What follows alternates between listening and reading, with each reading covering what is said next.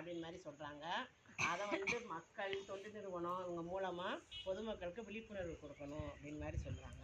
அதுக்காண்டி தான் அதாவது இந்த மரமெல்லாம் வச்சு பலகாலம் ஆயிடுச்சு. இப்போ வந்து இப்போயுமே இந்த இடத்துக்கிட்ட வந்தால் நல்லா அமைதியாக இருந்துட்டு போகலாம், கோயில்கிட்ட போய் சத்து நேரம் ரெஸ்ட் எடுத்துகிட்டு வரலான்னு வர்றவங்கலாம் இருக்காங்க. அது மாதிரி நம்மளும் இப்போ வர வர மரங்களும் அழிஞ்சிக்கிட்டு வருது. நம்ம சந்ததியினர் பின்னாடி வர்றவங்க இந்த மாதிரி அமைப்புகளுக்குள்ளே இருக்கணும்னா மரங்களையெல்லாம் வெட்டக்கூடாது. புதுசாக அதாவது முத்திருச்சு, அது சாஞ்சிருச்சுனாலும் திரும்ப அதுக்கு ஏற்ற மாதிரி புதுசாக மரங்களை நடணும். அந்த பணிகளை நம்ம வந்து செய்யணும். அது செஞ்சோம்னா தான் சுற்றுப்புறம் சீர்கேடு அடையாமல் இனி போகிற காலத்தில் மழையும் நல்லா கிடைக்கும். இப்போ இடையில கொஞ்ச நாள் மழை துப்புரவாக இல்லாமல் காஞ்சி போய் கிடந்துச்சு.